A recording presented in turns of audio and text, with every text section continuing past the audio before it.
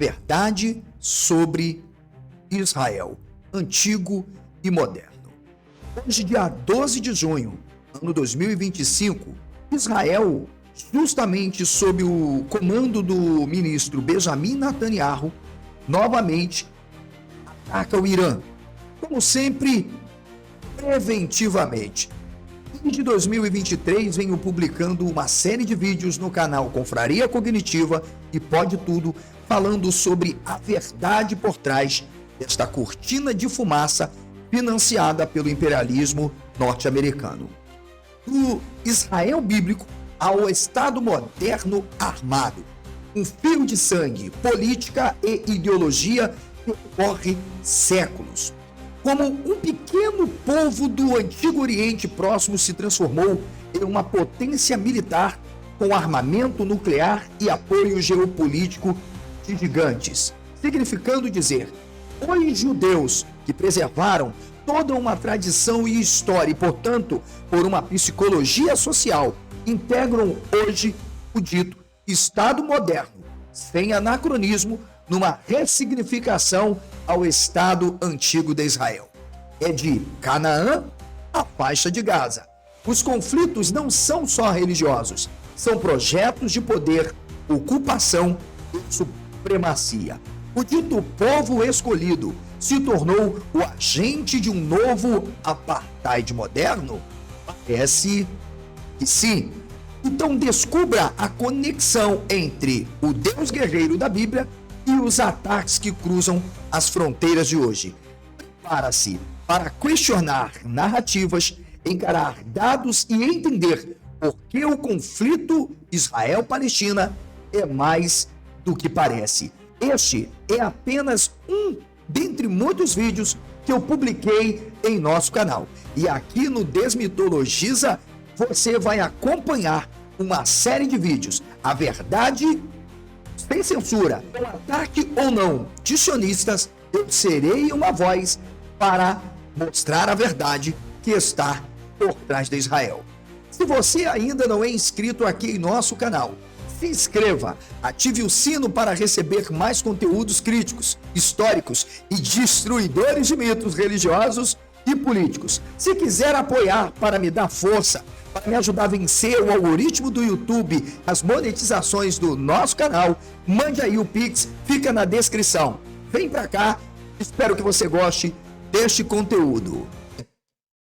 Excluindo, por isso eu disse, um único pensamento, claro, que fica muito visível na estrutura do Israel secularizado. Do Israel, uma parte da sociedade civil, que é um Israel que está forçado por acordos internacionais, leis e declarações como a Carta Universal de Direitos Humanos, acordos com a União Europeia relacionados a tudo que diz respeito à política de direitos humanos. Não pense que se não fossem esses direitos que estão positivados em acordos internacionais, na Carta Universal de Direitos Humanos, do qual Israel é signatário, nós não teríamos homossexuais sendo tolerados em Israel. Entendeu, Oswaldo? Eu vou desenhar para o Oswaldo entender. Entendeu, Oswaldo? Então, hoje nós não temos um Israel que adota dentro da sua estrutura social algumas outras sociedades, nesse sentido, plurais, simplesmente porque a mentalidade de Israel mudou. Veja, não foi todo o Israel secularizado. E mesmo o Israel secularizado só se mantém absolutamente fora desse extremo porque existem leis. Portanto, percebem que a constituição do Estado palestino também só será possível se esse Estado palestino aceitar os acordos internacionais e as leis que garantem a dignidade da pessoa humana, independente de cor, raça, etnia e tudo. E, portanto, isso será impossível. Parabéns, Oswaldo. Sabe por quê? Porque hoje Nos países islâmicos, o homossexual ele é lançado de prédios, é assassinado. Está entendendo? Então, evidentemente que Israel, como signatárias de muitos acordos, evidentemente se destaca nesse cenário da geopolítica como um novo Estado que não é o Estado, evidentemente pensando sem anacronismo o Estado social, a sociedade-Estado, ou a civilização-Estado, tá? No passado. O Estado de Israel criado em 1948 não é o Estado de Israel destruído. É evidente, claro que não. Mas o modus operandi do Estado de Israel atual, secularizado ou não, continua sendo o mesmo. O Oswaldo, no terceiro parágrafo, está absolutamente certo, como no primeiro também. Portanto, eu não estou dizendo que o Oswaldo está errado, eu estou trazendo alguns outros pontos que devem, de alguma forma, serem levados em consideração para que a gente entenda e não deixemos de assinalar o que é ainda o Israel. Agora, o Oswaldo, no terceiro parágrafo, fala algo maravilhoso, algo esplêndido. Eu posso dizer que dos dois parágrafos, este último parágrafo do Oswaldo é a cereja do bolo. O problema criado pela invenção artificial do Estado de Israel de hoje não será resolvido pelo Ocidente. Não será. Não será. Não será. Não foi até hoje. E justamente, Oswaldo, como eu expliquei, porque Israel não mudou. Os palestinos não mudaram. A mentalidade absolutamente desses, vamos dizer, desses grupos étnicos que estão em conflitos ali, ainda preserva uma natureza, uma memória histórica que está no escopo de uma teologia política. Não é pelo petróleo. Não, não é pelo petróleo.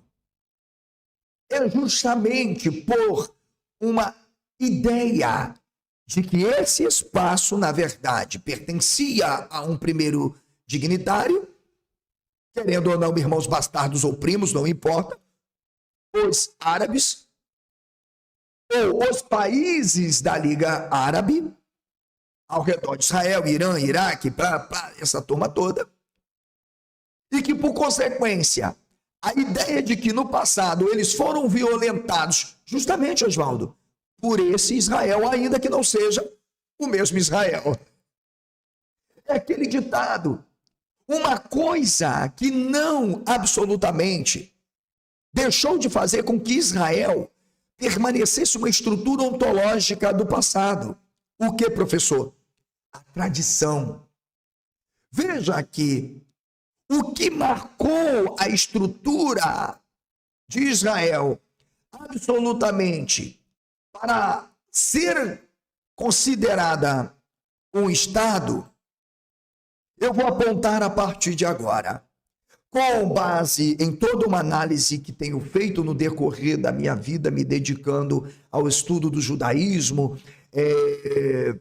ao estudo do Israel antigo, ou do antigo Israel, ou do Israel moderno, tive, e em memória se pode falar, um grande professor, um homem apaixonado, Oswaldo o conheceu, ele era batista, lá da Igreja Batista de Nilópolis, onde eu não saía de sua casa, sempre me debrucei aos seus pés e, portanto, falo em memória, um dos homens mais apaixonados pela cultura, pela língua, pela tradição desse povo, chamado Dr. Roberto Alves, que escreveu muitas coisas sobre Israel, inclusive me recomendava muitas obras, como eu disse aqui, inclusive tive a oportunidade de ler um projeto, Assim Nasceu Israel, e eu acho muito interessante. Li artigos de diversos acadêmicos, como David Biduza, o próprio Philippe Pondé, mesmo tendo aí uma visão sobre Jesus histórico, ele pôde trazer também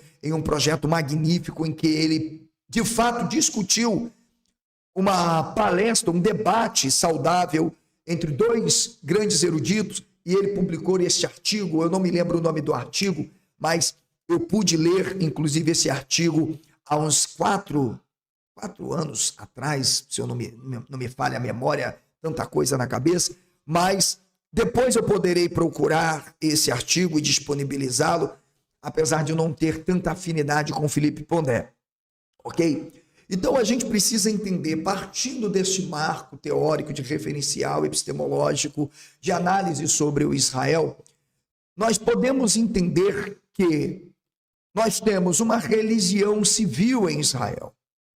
Sim, uma religião civil em Israel a partir da nossa ideia de Estado moderno.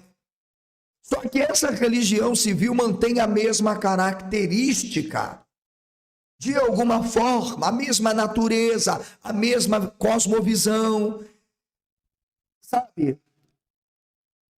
Então, essa religião civil, ela vai passar por 3 fases de formação, que foi justamente o que levou Israel a aparecer no cenário dos embates geopolíticos para ser constituído o Estado. Vamos lá. O primeiro é a identidade cultural. Portanto, Oswaldo, não mudou, continua sendo. Dentro dessa estrutura ontológica da sociedade de Israel, quanto uma religião civil, política, a identidade cultural. O que eu quero dizer é que o judeu, não importa onde ele esteja, ele fará parte dessa estrutura. Eu quero até citar aqui que o judeu mais ateu que você possa conhecer, veja, eu não quero nem falar de sionismo, seja lá o sionismo de direita, o sionismo de esquerda, uma mistureba toda. Se você for estudar a estrutura do pensamento sionista ou dos sionismos, que nós já podemos dizer. Aliás, diga-se de passagem, qualquer pessoa que tenha lido um pouco sobre o sionismo sabe sobre os principais ateus, que inclusive alimentaram essa identidade cultural e de alguma forma, um pano de fundo religioso ou de uma consciência culturalmente religiosa, ainda que não, de alguma forma, pensassem a ideia de um ser supremo. Tudo com o interesse de defender uma identidade cultural. Ok? Se alguns estão achando que o sionismo não se portou desta forma e não manifestou isso, vai estudar um pouquinho mais. Vai estudar um pouco mais. Por isso eu estou dizendo, eu aqui no canal recebi, para vocês entenderem, pseudo-judeus, judeus denorex, recebi judeus legítimos, e aqui não vamos separar judeus ou israelenses, como o Rabino Dor, que mantém toda essa identidade cultural, toda essa estrutura psicológica da religião civil de Israel. Entende? Encontrei aqui um cara que me chamou de antissemita porque eu falei verdade sobre essa ontologia de Israel quanto um Estado religioso ou sociedade civil religiosa que integra o Estado. Portanto, veja, Israel passou por 3 fases de formação e a primeira foi a fase que definiu a sua identidade cultural. É isso que difere o Israel de hoje para um Israel, preste bem atenção, do passado. Por que não? Porque veja que a construção da identidade cultural de Israel, ela foi passando por um processo de fragmentação, de desestruturação, e inclusive por motivos até de confrontos com outros povos na história por parte de seus dominantes. Ou seja, nós tivemos helenização, nós tivemos absorção de uma mentalidade romana dentro da estrutura do pensamento do Israel, que abarca períodos do judaísmo do Segundo Templo, tá? Períodos que o Israel esteve sob o domínio de alguns, como dos Seleucidas, dos Asmoneus, tá? Do próprio Império Romano. Então você tem, de fato, uma marca da identidade cultural que, mesmo fragmentada, vai subsistindo na história, vamos chamar mesmo, muitas vezes, heterogênea, significando grupos mesmo secularizados, mesmo não praticando, sabe, os ritos de uma religião civil, ainda, de alguma forma, esses grupos mantêm uma identidade cultural. E é por isso que eu não me admiro de ateus aparecerem aqui. Inclusive, eu entrevistei o Alberto Benzion, que esteve aqui, Ele é um exemplo dessa caricatura do que eu estou falando. Desvanece, quase que num niilismo extremo, a ideia de um Deus, transformando em um arquétipo de uma consciência que se tornou, de alguma forma, divina, e, a partir disto, se influi a secularização de Israel para transsignificar ou ressignificar a ideia de um ente que ainda está sobre essa religião, sobre esse estado secularizado. Então a gente sabe que dois elementos importantes mostram essa fase de formação do Israel. A identidade cultural, ok? E a política de 1948. Então, o primeiro momento, quando já se pensava por Abraham Lincoln, precisamos estabelecer núcleos nas escolas que ensinem a língua hebraica, de modo que possamos atender aos judeus colonos que agora estão entre nós. Eu não estou falando ainda do Israel do Estado constituído. O que nós temos então em 1948?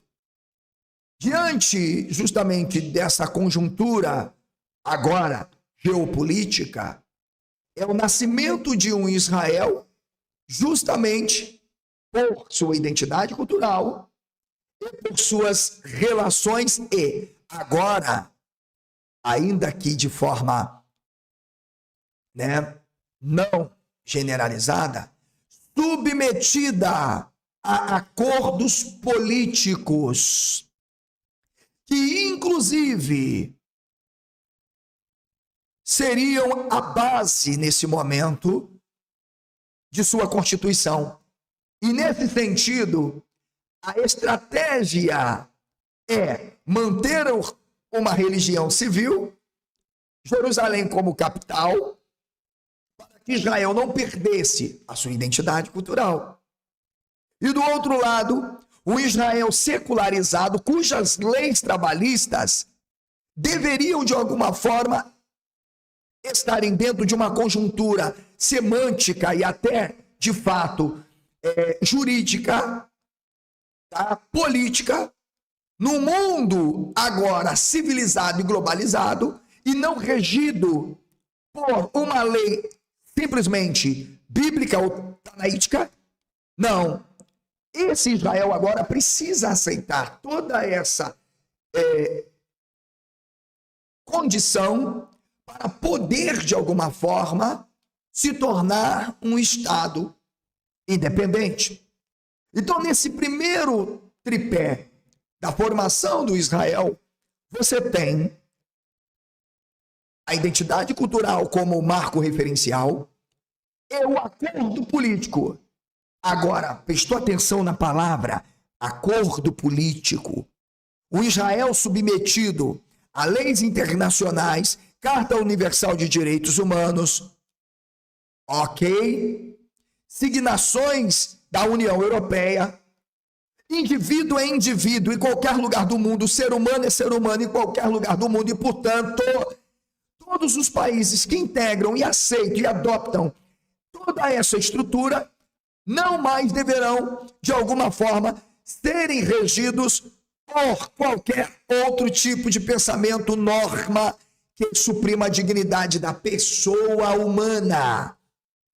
É por isso que Israel já está sendo punido nesse momento pelas atitudes de Benjamin Netanyahu, mesmo entendendo que houve um ato terrorista. Mesmo que este ato terrorista, de alguma forma, teve uma causa, Benjamin Netanyahu.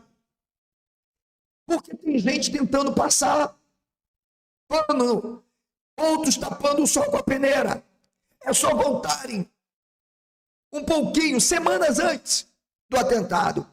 Aliás, vou além, voltem meses antes e vejam o que Benjamin Netanyahu, através da sua política de defesa de direitos humanos, estava fazendo na faixa de Gaza com relação às fontes potáveis de águas do povo. E não somente isso, a tomadas de assentamentos sob acordos políticos de gaveta. Veja que esta não é uma nota que o José está dando, é só você estudar a geopolítica, é só você entender o que está acontecendo nesse cenário com base em dados probabilísticos. Então, veja que o Oswaldo está absolutamente certo que o Ocidente não irá resolver este problema. E primeiro por quê? Porque Israel faz parte justamente de um projeto em que ele é de alguma forma, signatário e, portanto, está sujeito a muitas normas, mesmo que quando ele quebre essas normas, o máximo que ele tenha é uma puniçãozinha. Aliás, os mesmos que punem Israel são os mesmos que financiam Israel com arma. Tá entendendo? Com o exército. Os mesmos que dão ali, né, um presente punitivo para Israel, são os mesmos que financiam Israel nesse confronto. E evidentemente que tem que financiar. Mas espera aí, professor, por que tem que financiar?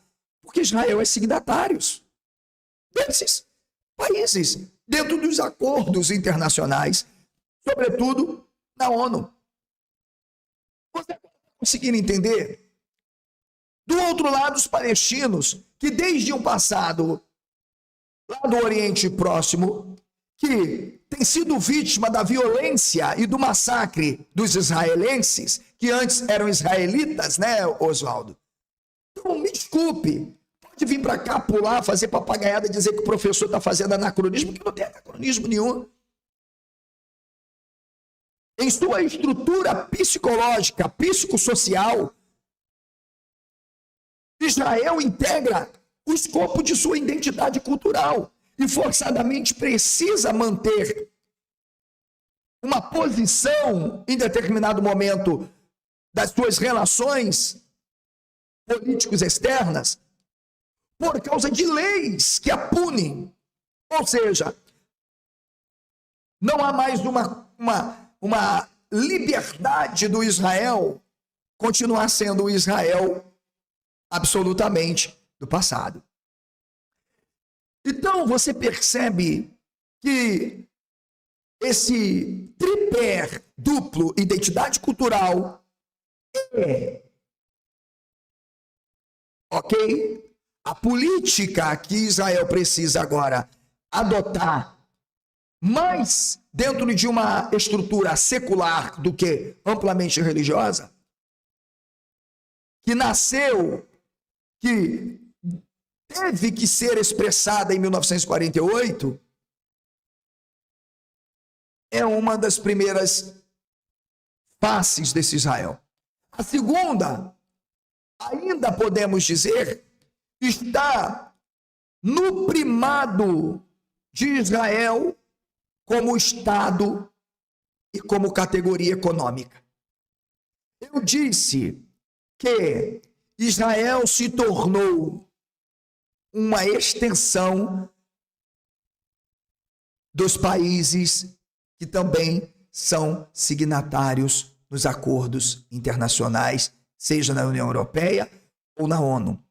Portanto, Israel ainda é visto por esse contexto como um Estado com uma categoria econômica que não está absolutamente dissociada de sua categoria política e religiosa. Porque Jerusalém continua sendo, senhores, a base, o epicentro, de fato, da economia que integra Israel. Eu estou dizendo para vocês, senhores, que mesmo, olha o que eu vou dizer para vocês, mesmo num estado de guerra, de fato, mesmo vivendo, veja, mesmo Israel estando num estado de constantes conflitos, alguns causados por ele mesmo, isso ninguém vai passar pano aqui, e sendo violentado por outros também, Israel é uma terra visitada não somente por judeus espalhados pelo mundo, mas até por pastores picaretas que olham para essa estrutura. Deu para você entender? Agora eu vou usar epistêmica, num conjunto de conceitos e semantizações, tá? Olham para essa estrutura e a colocam, lembram como eu disse, como uma definição de um Israel sob o primado de um ser divino chamado Javé.